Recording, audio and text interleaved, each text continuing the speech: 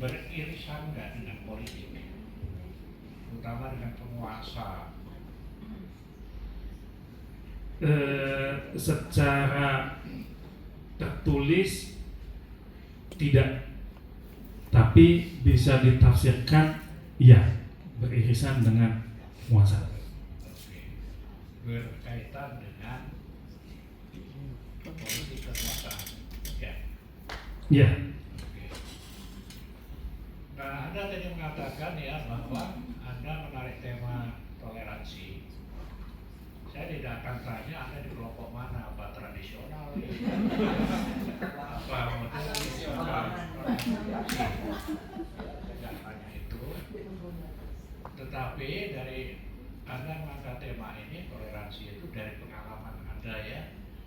Nah, pengalaman Anda itu, Anda sebetulnya toleransi apa enggak sama orang lain? Terima kasih Prof, pertanyaannya sangat menohok. Di awal-awalnya saya intoleran, saya tidak toleran terhadap kelompok yang lain. Ditunjukkan dengan di awal-awal saya masuk ke kuliah, itu adalah saya tidak mau sholat di belakang orang yang tidak banyak kunut. Kemudian saya diajak ikut organisasi, saya tidak mau. Pertanyaan saya adalah, itu ada kalau di organisasi itu ada tahlilan atau tidak? Ketika menjawab tidak, saya tidak mau. Tapi belakangan saya berubah karena interaksi dengan yang lain.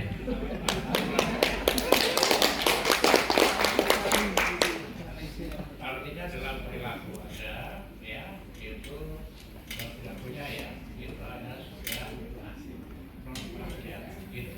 Ya. Dalam perilaku ya, walaupun yakin nuraninya itu atau keyakinannya mungkin masih ya, masih di tradisional atau modernis ya, tapi saya nggak tanya. Ya. Dalam perilaku itu Anda sudah non-parsial. Oke, bagus. Oke, selanjutnya. Ini menarik sebetulnya ya. Tadi yang saya katakan banyak irisannya dengan politik. Anda apa dalam tulisan itu, kepribadian itu merupakan karakteristik ya, salah satunya ya, karakteristik yang menyebabkan munculnya konsistensi antara pikiran, perasaan dan perilaku, gitu ya, konsisten ya, baik pikiran, perasaan maupun perilaku. Apakah ini disamakan bahwa orang yang punya kepribadian yang Anda definisikan ini itu adalah orang yang berintegritas? Tidak begitu saja harus disamakan, Prof. Tidak begitu saja disamakan. Ya, tidak. Maksudnya orang yang konsisten terhadap dirinya sendiri, kemudian kalau dia tidak bisa menyesuaikan dengan lingkungannya, berarti belum tentu dia berintegritas tinggi. Jadi walaupun dia konsisten, karena pikirannya ya, pikirannya nggak berubah, perasaannya nggak berubah, perilakunya nggak berubah. Ya, kalau teman-teman nggak berubah, ya konsisten gitu menghadapi situasi seperti apapun, dia konsisten dengan pikiran, perasaan dan perilaku. Nah, apakah itu yang disebut orang yang berintegritas? Terima kasih. Masih sulit juga tanyanya ya. Walaupun sebagai promotor. Maksudnya begini, Bro. Ya. Ya. Dilindungi kita. Izinkan saya menjawab, Prof. Integritas, orang yang berintegritas itu tidak sekedar pada konsistensi perilakunya juga, tapi juga dengan value atau norma, dengan nilai-nilai yang bisa memilahkan benar atau tidak. Jadi kalaupun misalnya orang itu konsisten, benar-benar konsisten dengan perilakunya dalam situasi apapun, tapi kalau itu tidak sesuai dengan norma masyarakat, belum tentu orang berintegritas. Oke. Oke, berikutnya ya. Berikutnya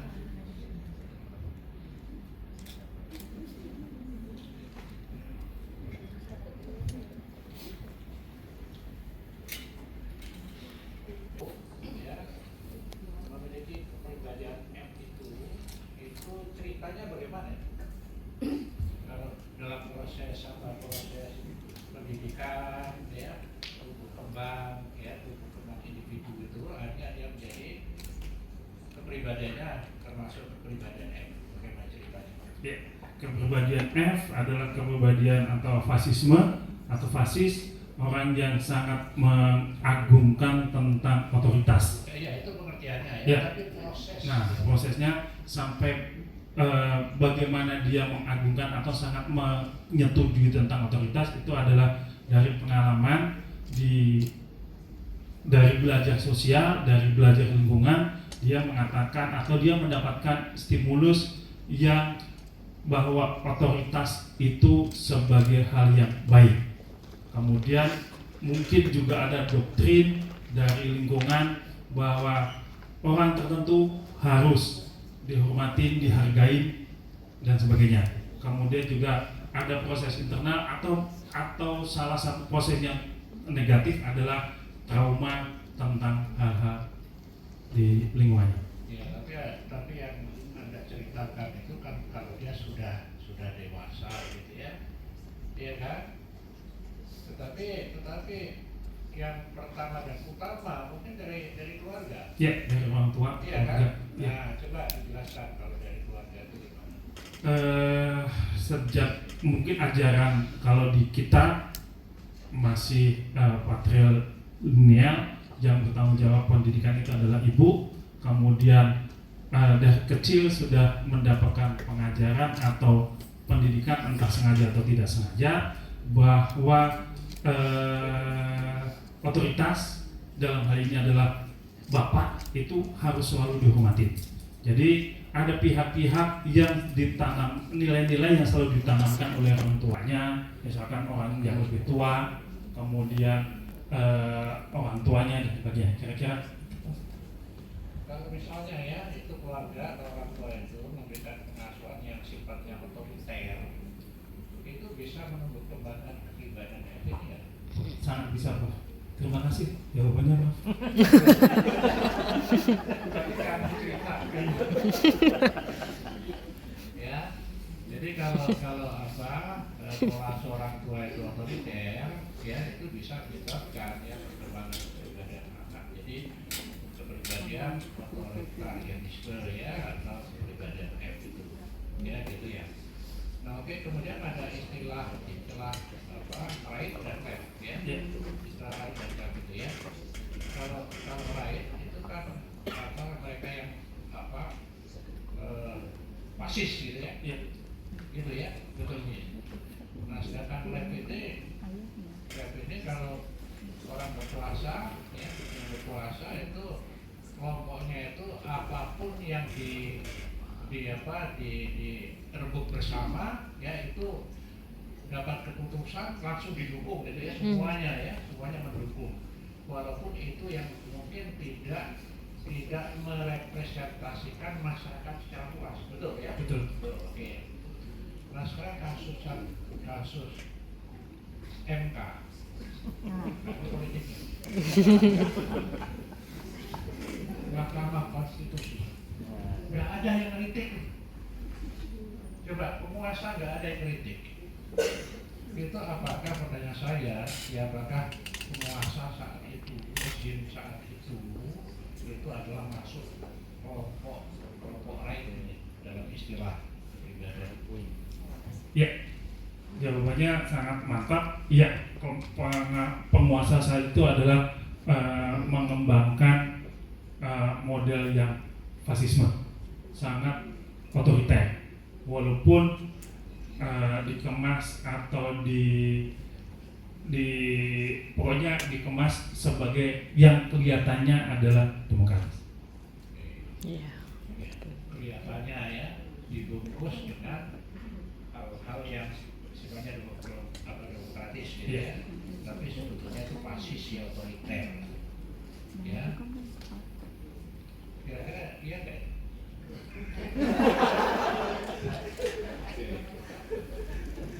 Oke.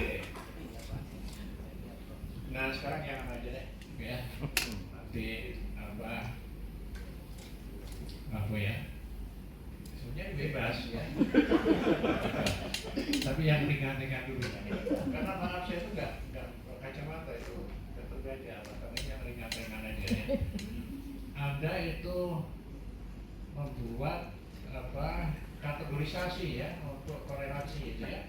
Kategorisasi Anda kelompokkan jadi yang toleransinya tinggi, toleransinya sedang, dan toleransinya rendah, gitu ya. Nah dasar untuk membuat kategorisasi itu apa?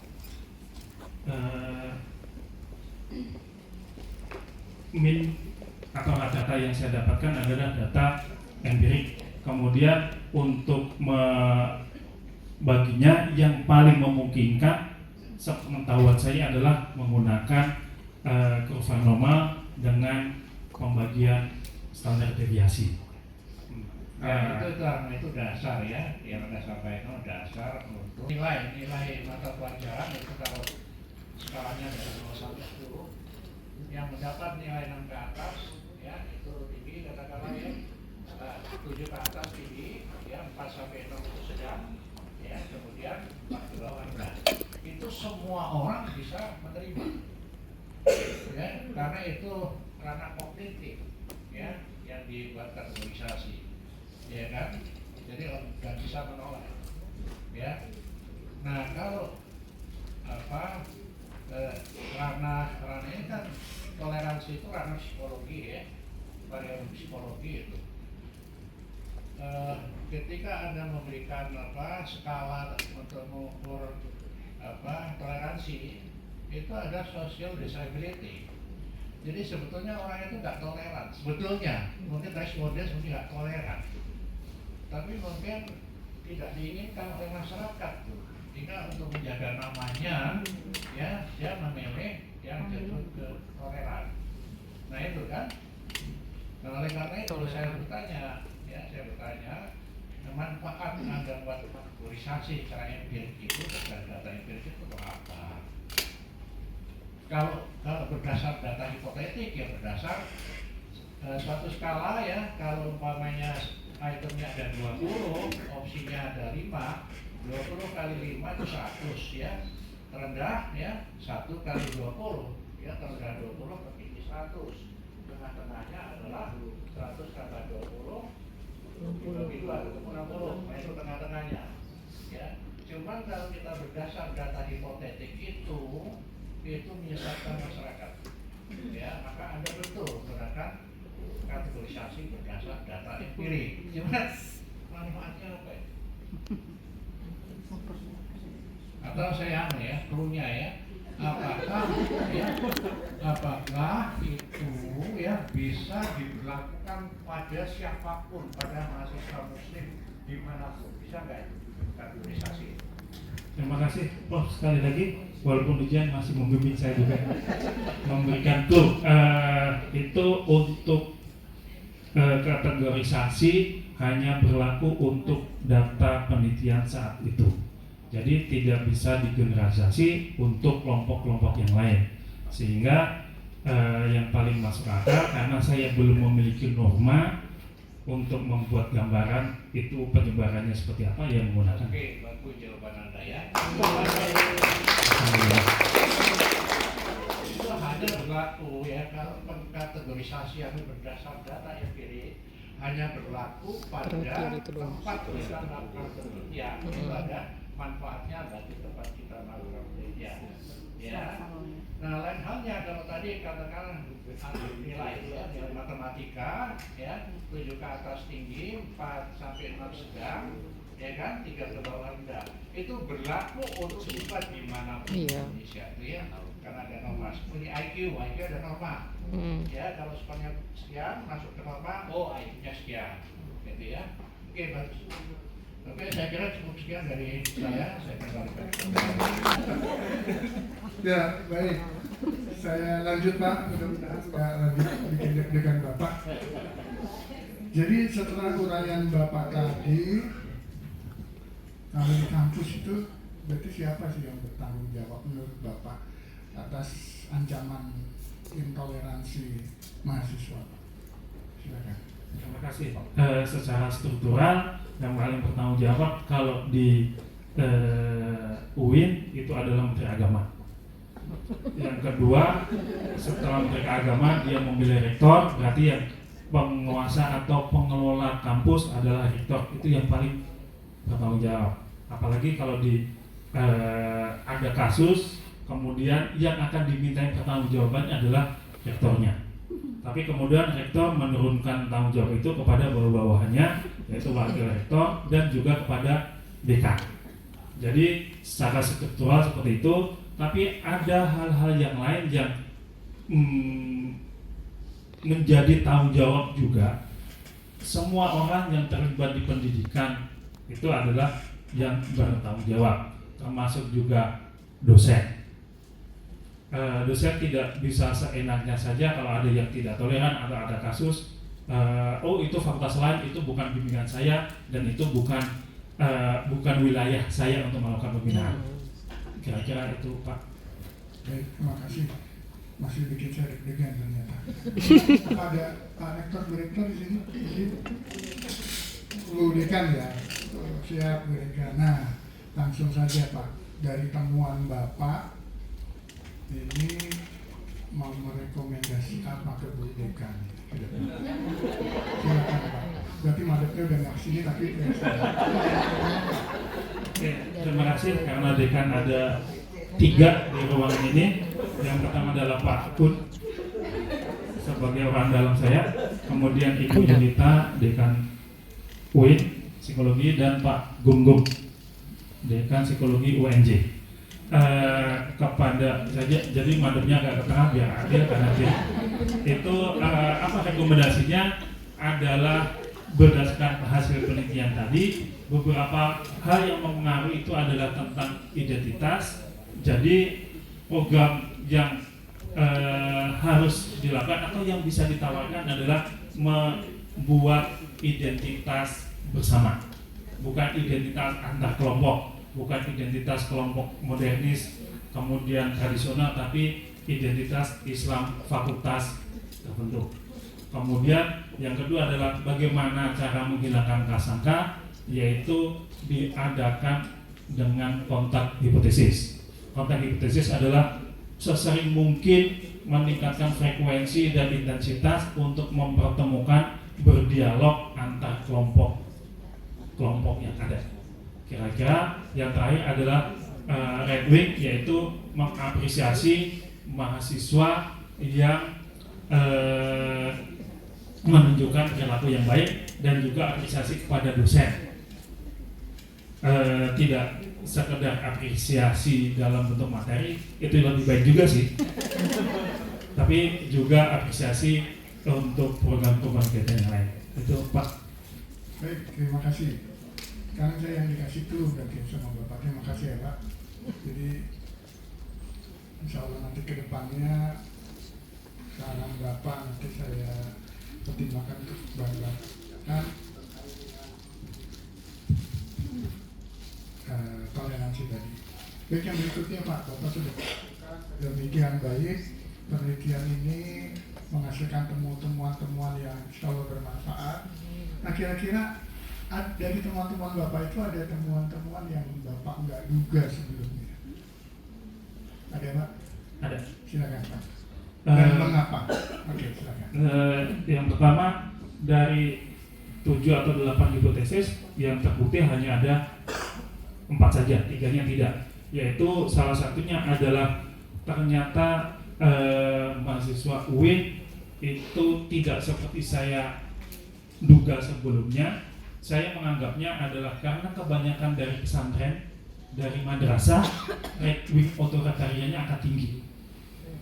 Itu dugaan pertama. Tapi hasil penelitian menunjukkan right wing otoritariannya ternyata rendah. Artinya mahasiswa yang sudah ada di UIN itu tidak begitu patuh lagi, atau sudah menganggap selevel atau pokoknya sudah on the way demokratis lah. Itu pertemuan yang pertama. Yang mengagetkan saya. Yang kedua adalah ternyata ancaman, resesi ancaman itu tidak lagi hal yang penting bagi mahasiswa. Mungkin ini hanya ada di mahasiswa, tapi kalau di akar rumput di masyarakat ancamannya menjadi sangat kuat. Kira-kira itu, Pak. Salah satu variabel penelitian Bapak kan prasangka ya. Tadi Bapak jelaskan bahwa reprim otoritarian itu di awalnya Bapak juga tinggi gitu ya, ternyata rendah ya. Berarti Bapak melibatkan prasangka Bapak di situ. Iya sih. Nah, sekarang akhirnya terbukti begini, udah tobat udah nggak prasangka lagi. Insya Allah, mohon doanya. Baik, terima kasih. Nah, dari penelitian Bapak ini masih menyisakan tanda tanya apa Pak? Yang sekiranya kalau Bapak berkesempatan untuk melakukan penelitian postdoktoral itu bisa Bapak lakukan. Silakan. Yang pertama tentang keluasan objek penelitiannya atau populasinya, tidak hanya mahasiswa, tapi ingin mendapatkan gambaran yang lebih luas lagi. Semoga ada pendanaan, mungkin survei nasional dan sebagainya. Yang kedua adalah tentang identitas atau nasionalisme. Yang ketiga adalah yang tadi sudah sempat saya singgung, yang di dunia maya. Dunia maya, toleransinya Indonesia alhamdulillah menempati ranking pertama sebagai netizen atau netizen yang paling tidak sopan, paling julid, paling kasar itu Indonesia. Buktinya Microsoft mengadakan penelitian masyarakat manakah di dunia ini yang paling tidak sopan, muncul Indonesia. 2 hari kemudian akunnya Microsoft take down. Dihack, di report rame-rame. Baik, terima kasih atas jawaban-jawaban Bapak yang sangat memuaskan sekali. Saya kembalikan ke Bu Ketua.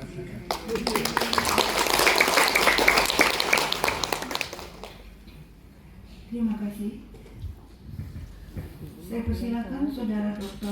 Agus Abdul Rahman, MT, selaku oponen ahli dari luar UPIAI untuk mengajukan pertanyaan dan bantahan. Silakan.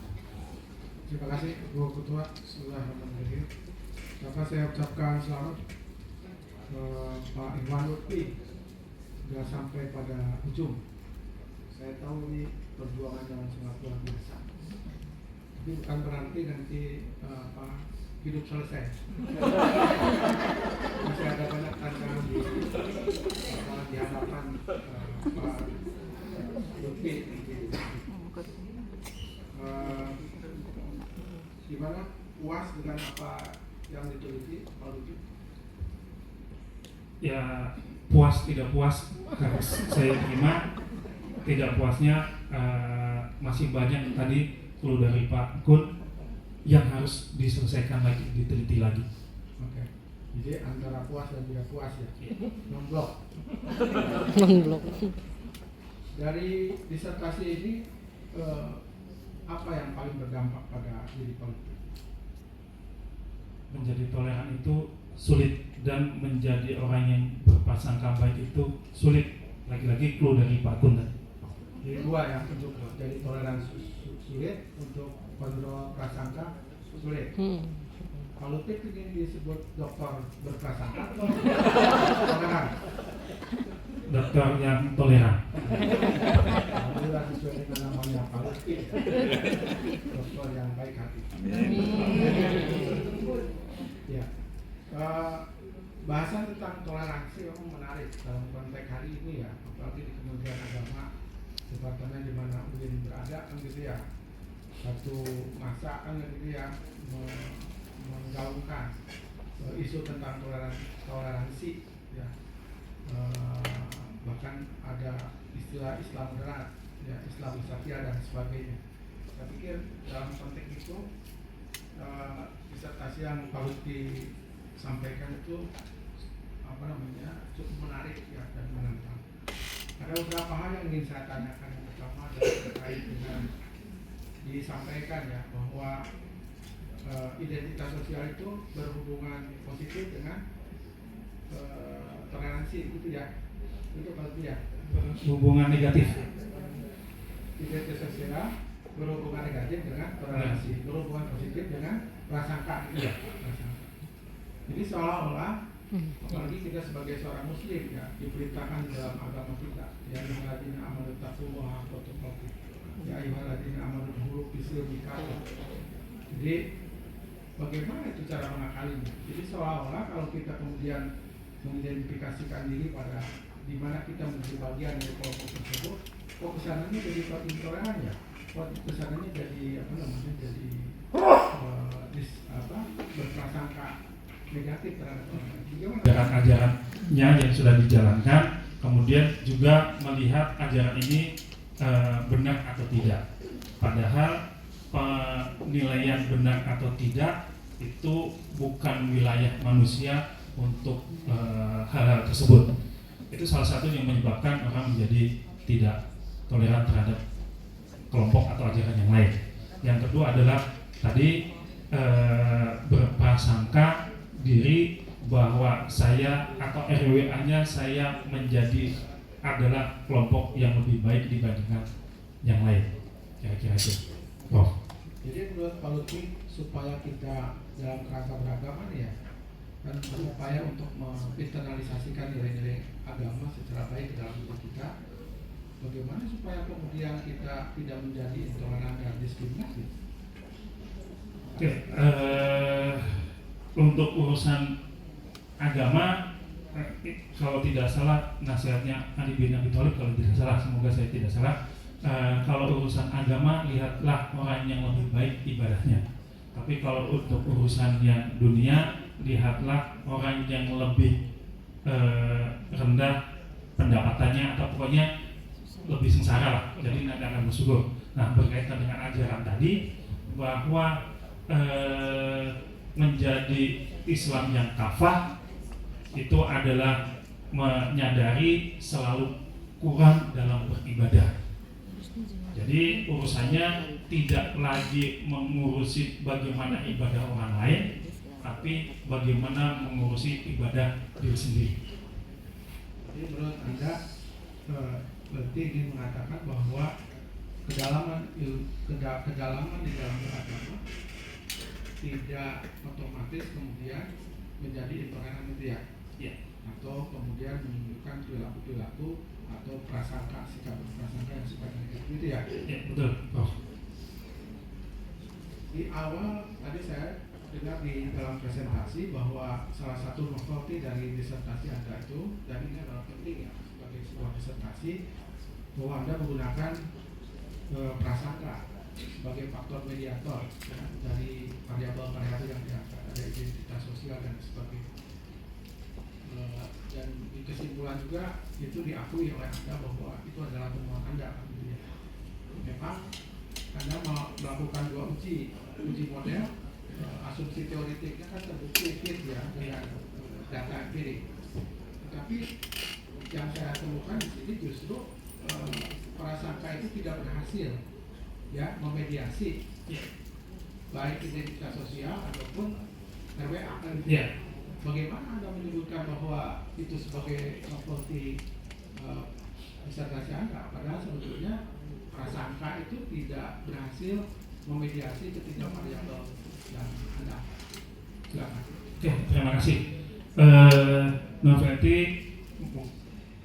kami atau penulis usul ketika mengajukan hipotesis.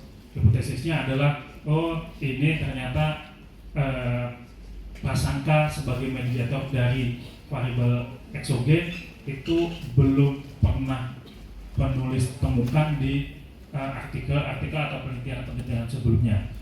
Nah, ketika penelitian dilaksanakan dan hasilnya berbeda, peneliti tetap menganggap bahwa ini sebuah novelty.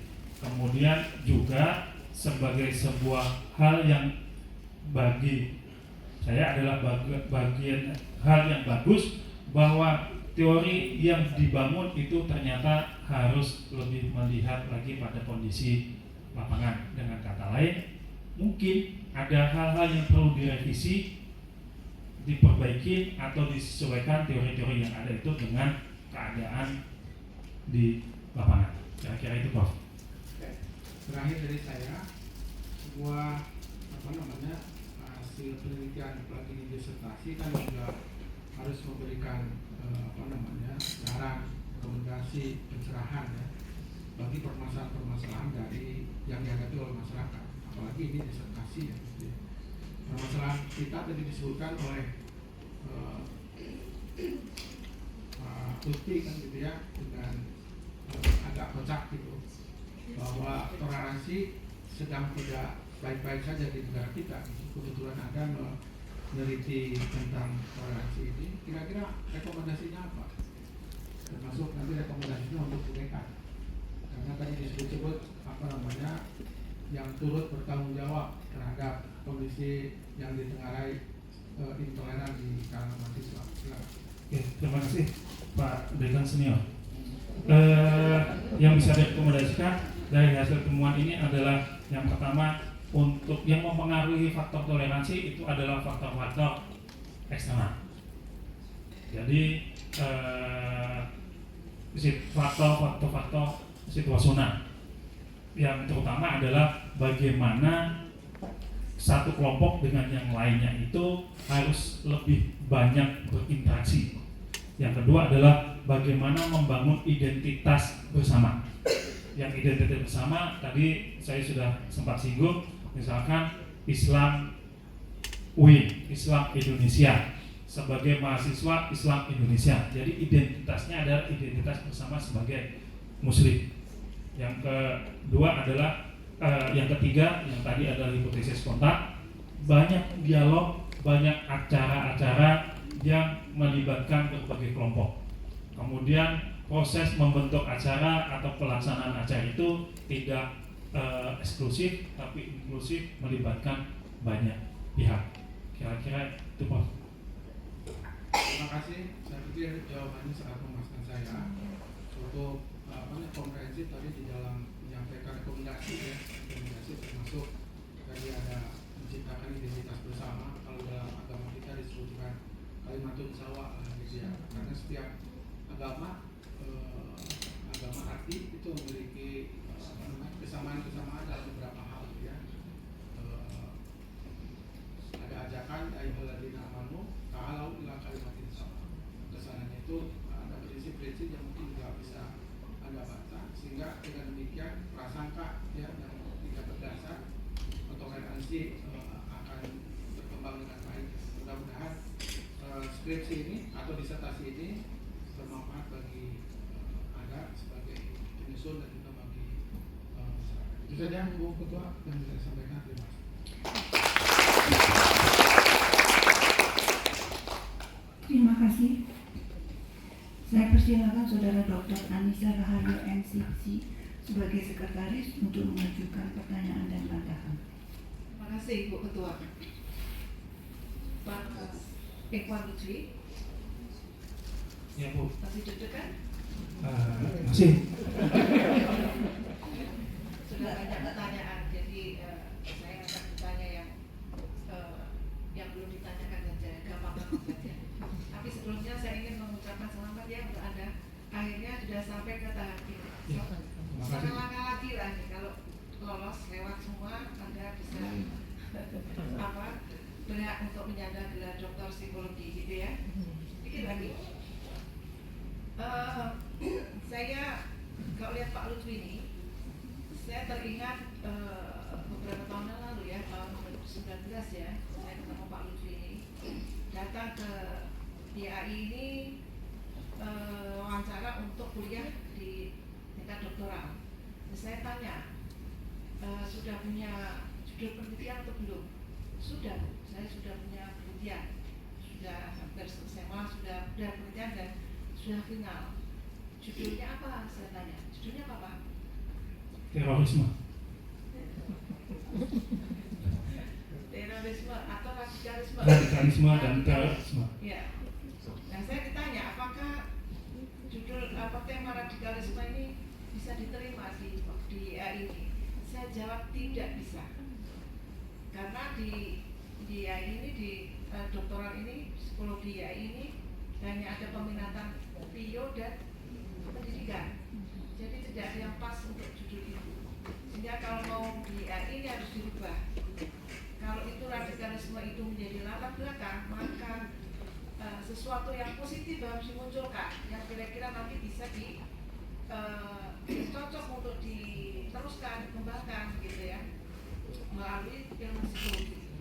Akhirnya beberapa bulan kemudian Pak Lutfi menemukan tema yang menurut saya cukup seksi ya.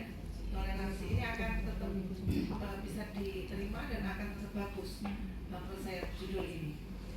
Untuk itu saya ucapkan selamat karena akhirnya Anda setia sampai hari ini menyajikan toleransi ini kepada kita semua. Itu yang pertama, Pak. Yang kedua, saya tadi mendengar bahwa ternyata disertasi ini mengubah mindset Pak Lutfi. Nah, ini saya senang karena dulu memang Pak Lutfi agak susah diajak bicara. Juga lambat jawabnya itu satu-satu. Kalau saya bertanya dan memberi masukan ya tidak langsung direspon. Tapi berjalannya waktu, saya selalu mengikuti perkembangan Pak Lutfi ini karena saya selalu ditanya dari pihak UI. Bagaimana? Selalu ditanya oleh pejabat-pejabat fakultas psikologi dari UIN. Benar, saya ikuti satu persatu ini mahasiswa dari UIN. Alhamdulillah satu lolos dari ini insya Allah. Jadi yang kedua kenapa saya senang karena Pak Lutfi berubah mindsetnya menjadi lebih toleran begitu karena Bapak adalah seorang dosen gitu ya Pak. Kalau dosen itu mindsetnya terbuka, toleran gitu, akan melahirkan mahasiswa-mahasiswa yang toleran. Saya dan mungkin juga para penguji ini berharap banyak ini dari tema yang Bapak penelitian yang Bapak hasilkan ini. Pertama tadi saran-saran dan langkah-langkah ke depan yang akan dilakukan oleh Pak Lutfi. Apa komentar Bapak? Kok diam saja? Terima kasih Bu. Semua yang Ibu sampaikan saya terima dengan lapang dada. Dan terima kasih nasihatnya. Saya jadi bisa berkata-kata kalau berhadapan dengan Ibu bukan karena saya lambat, karena memang selalu susah untuk berhadapan dengan Ibu. Karena itu alhamdulillahnya ketika saya berganti tema dari radikalisme dan terorisme, walaupun saya sudah mengumpulkan data dan sudah bertemu dengan hampir 75 orang teroris, dan saya bahkan pernah dibaiat oleh Abu Bakar Basir, akhirnya itu tidak jadi. Kemudian saya mengajukan, Ibu bagaimana kalau toleran? Oke, nggak apa-apa. Nah, itu salah satu hal juga yang membuat saya, Ibu Aniza terlalu baik, pokoknya menyetujui apa aja kepada saya. Makanya itu kemudian ini merubah banyak di diri saya, terutama tentang RWA atau right wing. Saya harus mengikuti, patuh pada orang yang harus dihormati. Kemudian toleransi dan prasangka itu banyak merubah karena selain literasi membaca dan juga berinteraksi dengan orang lain. Jadi alhamdulillahnya paling tidak tulisan ini bermanfaat bagi diri saya sendiri dulu. Kira-kira gitu. Baik, terima kasih Pak Lutfi. Saya mau melanjutkan pertanyaan sedikit lagi itu, pertanyaan dari Prof. Asmadi dan Prof. Agus ya. Tadi Bapak kan menyampaikan bahwa saya sekarang lebih toleran gitu ya. Kalau boleh saya tahu, kita semua tahu. Kalau ada angka 1 sampai 10, kira-kira di angka berapa toleransi Bapak? 8,5. Alhamdulillah. Banyak saksinya. Jadi pernyataan ini mencatat kita semua. Mudah-mudahan akan seperti itu. Baik Pak, ini mungkin sedikit sedikit teoritis. Kalau toleransi itu terberi atau bisa dilatihkan? Yang terberi itu adalah intoleran. Toleran harus dilatih. Toleran harus dilatih dan dipelihara. Berarti itu terberi atau bisa dilatihkan? Atau hanya bisa dilatihkan? Toleran itu adalah hasil belajar dari lingkungan. Baik, berarti bisa dilatihkan Pak? Bisa dilatihkan. Pak Lutfi dulu kurang toleran, sekarang sudah toleran. Iya. Baik, karena ini penelitian ini kan settingnya mahasiswa Muslim gitu ya Pak. Sehingga apa yang kita bicarakan tadi terkait dengan mahasiswa Muslim gitu kan Pak. Nah kira-kira bagaimana ini menyampaikan atau melatihkan tadi toleransi ini kepada mahasiswa Muslim paling tidak ini di lingkungan Bapak dikaitkan dengan hasil penelitian Bapak. Silakan Pak. Oke, terima kasih Bu atas pertanyaannya. Bagaimana menyampaikan atau bagaimana mendesiminasi penelitian ini kepada mahasiswa Muslim yang lain adalah terutama dengan menyampaikan, menginformasikan, menarasikan bahwa atau satu hal yang selama ini masih kurang besar atau kurang dinarasikan kita adalah tentang kita itu sebetulnya adalah Muslim yang toleran dengan satu yang lainnya. Jadi pekerjaan utamanya adalah bagaimana membuat narasi, membuat skema besar bahwa Muslim Indonesia itu adalah toleran. Bagaimana caranya? Karena narasi perlu dikomunikasikan setiap saat, diinformasikan apa-apa yang diinformasikan secara berkelanjutan itu akan memberikan dampak yang lebih besar. Yang kedua adalah dengan membuat program peningkatan atau percepatan menjadi toleran. Pelatihan pengembangan diri, kemudian mendukung organisasi kemahasiswaan. Kira-kira itu jalur-jalurnya itu. Dari variabel yang Bapak teliti yang terbukti berpengaruh langsung maupun tidak langsung itu kan persepsi ancaman dan prasangka ya Pak? Iya.